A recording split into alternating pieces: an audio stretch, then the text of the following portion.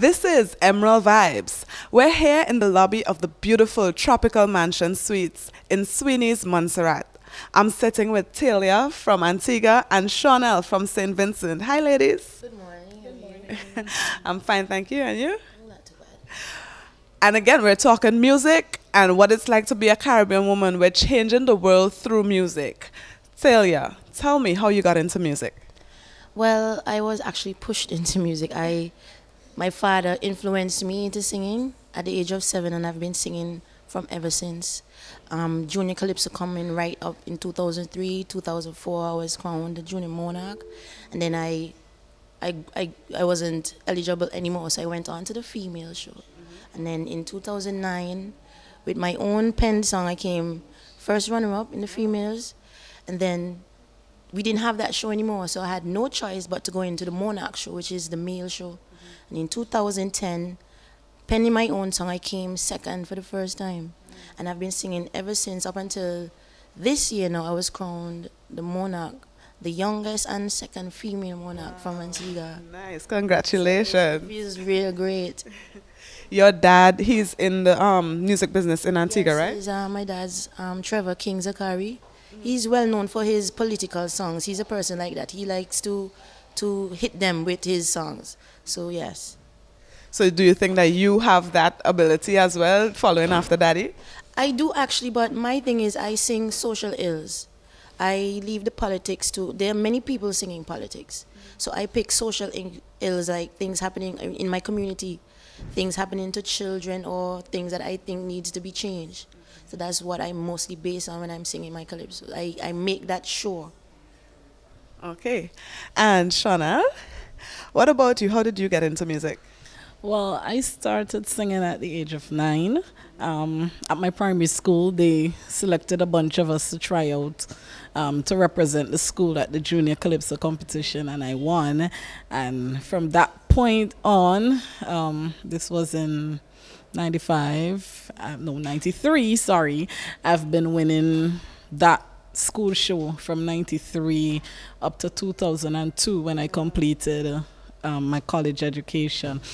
Just 2 years in between that, 97 and 98, I placed third. I think that was a point where you're in the teenage stage now and you start to lose a little bit of interest, and but because of my dad, who's also a calypsonian in St. Vincent, he tried to push me to continue with it, and I kind of fell off those 2 years, placed third. But then after that, 99, I said, you know what, let me just do this thing serious again. And then I started winning up until the point when I completed college. After that, I went into soca music and band music, started touring, doing shows in North America, England, the Caribbean. So, yeah, I branched off. You said that your dad is a calypsonian in St. Vincent. He helps you, or you write your own?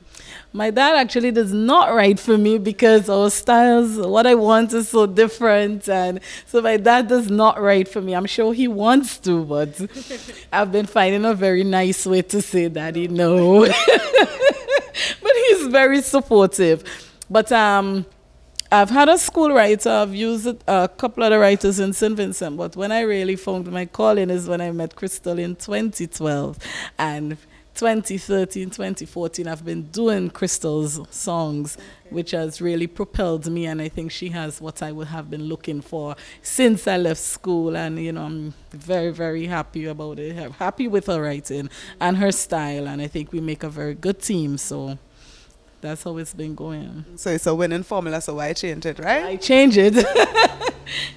So when it comes to women, empowering women, how do you see your calypsos playing a part in that? There are many females who they feel their self-confidence is very low. And the way how I see it, music is universal.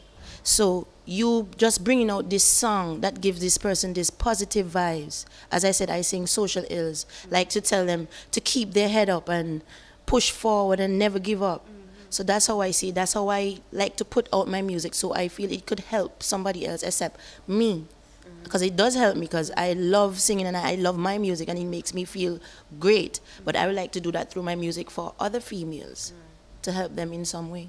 Never say never. Never say never. Never say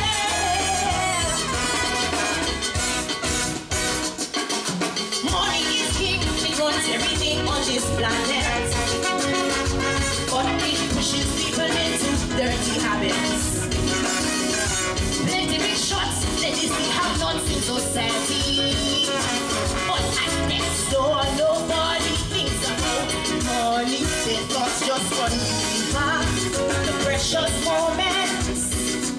Other people, they love their husband, their wife. And natural disasters, then neighbors who don't talk. Share food, shelter, and celebrate their life. Oh yes, and expose the hypocrisy behind the strife. Never say never.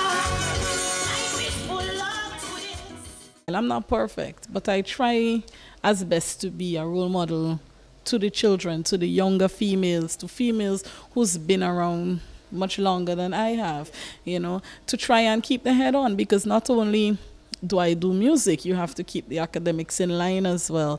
You know, I think in order to get further, you have to educate yourself, you have to make yourself aware of what's going on in the Caribbean and the world. Not only that, keep close to somebody who has a positive influence on you. Women need to stand up for what is right. We need to take what we have in our hearts and bring it out here. Not be afraid to speak because we figure, oh, we're a minority, we're a female, you're going to get pushed aside. No. Open up your mouth and speak. And then when they come to you and say, you say this, you go so. And say, no, you go so. You go so. You go so. So, you know, I mean, there are things that I'm hoping that through my music and through my positive influence, because I was recently appointed as a cultural ambassador in my country. So I am hoping that through all this, I can be a positive influence on other females, and they will not be afraid to speak. If they want to speak through me and bring their experiences to me, and I put pen to paper and do this, or send my ideas to Crystal and say, Crystal, write this. You know, if that's how it's got to be done, that's how it has to be done. You know? Okay, so there you have it, empowering ladies all over the world through their music. We'll be right back with more Emerald Vibes as we talk Girl Talk.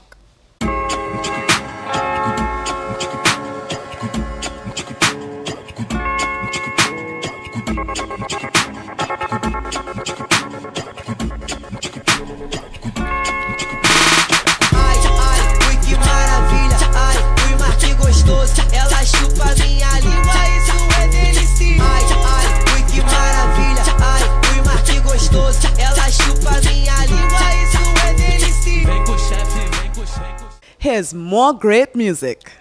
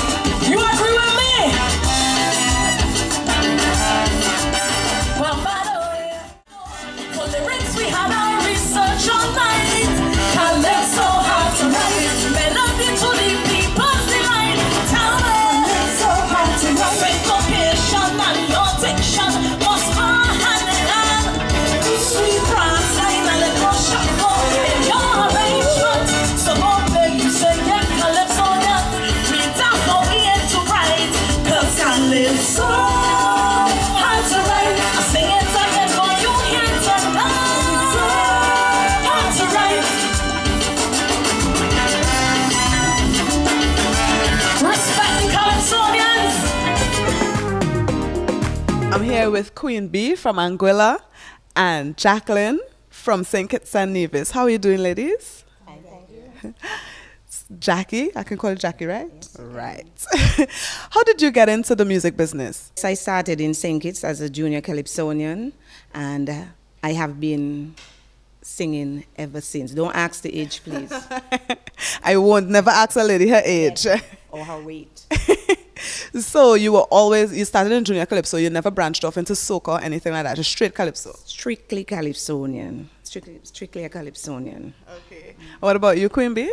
Well, I started off singing in 2001, singing R&B, singing just anything, and there was nothing really to sing in Anguilla after my father brought us back from the U.S., so I just got into singing calypso just because I wanted to sing, and I've been singing ever since. Jackie, I wanted to ask you, did you get into calypso because of your father? I'm noticing a trend with the ladies today.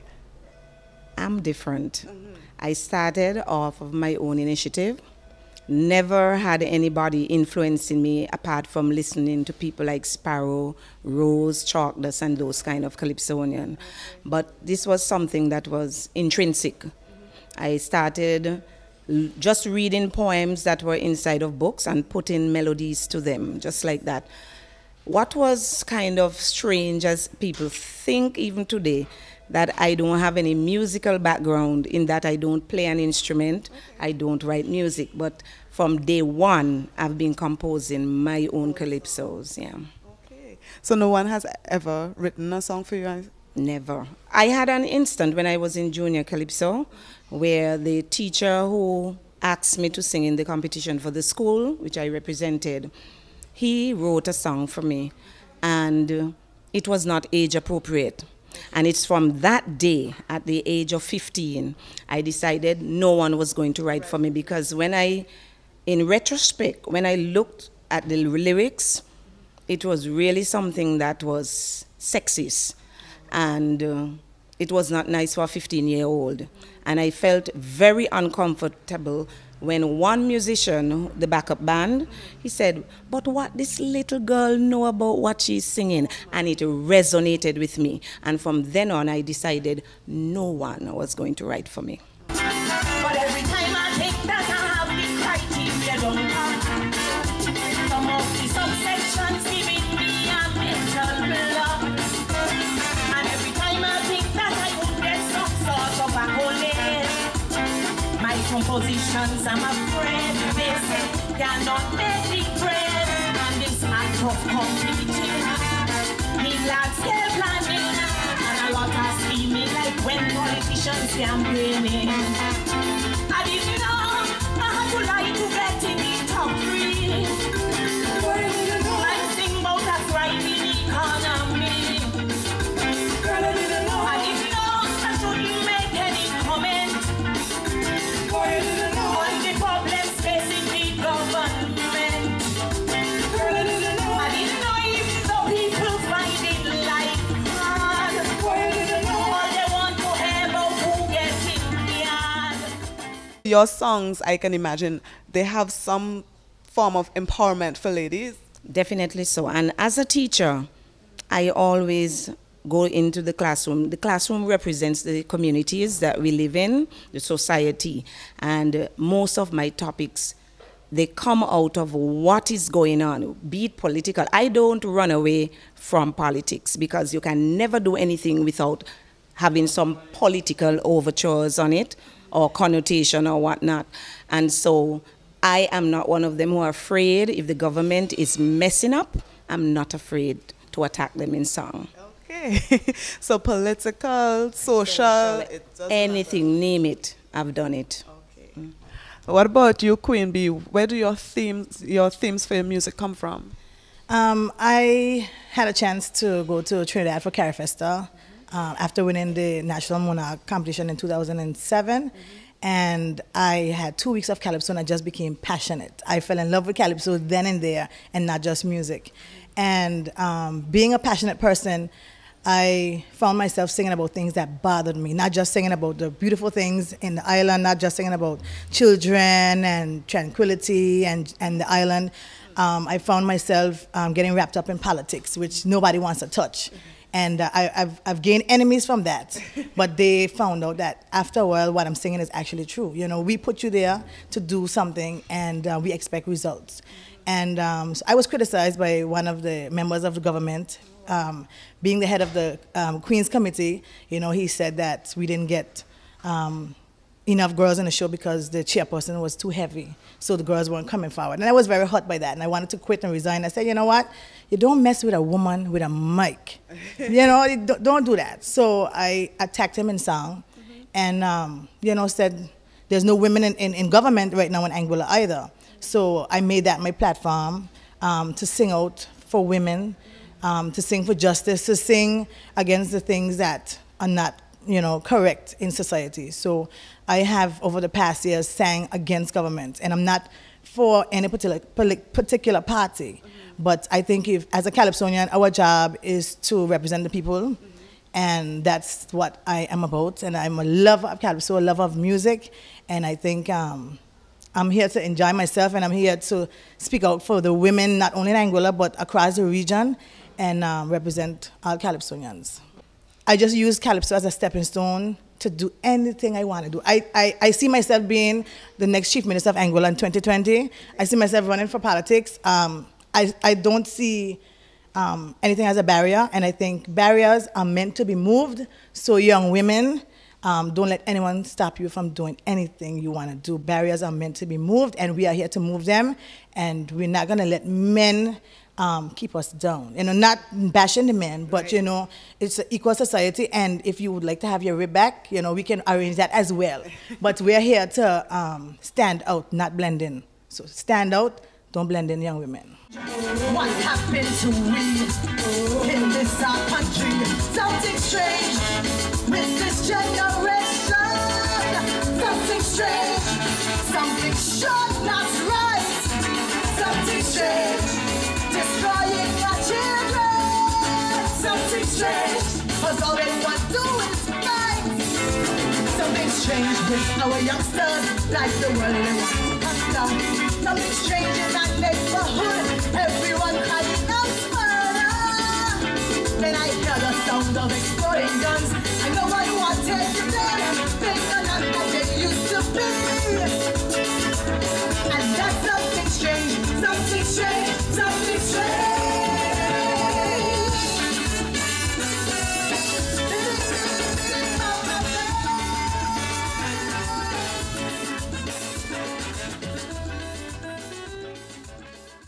I want my calypsos, as I think Crystal said, to be able to be played all year round. We have a tendency, when you see carnival steps out, calypso gone right back in. But I've been fortunate in St. Kitts. We have what you call a local show every Tuesday night, and they just feature local calypsonians.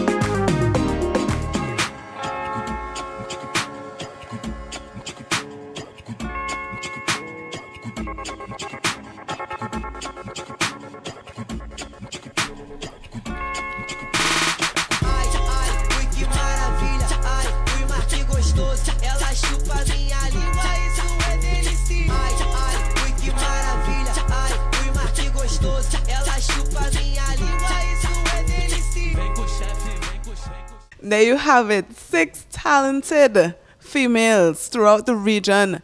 They're singing calypso, they're doing their thing, their love for kaiso, their love for the arts, their love for women, young women, empowering our community, our families.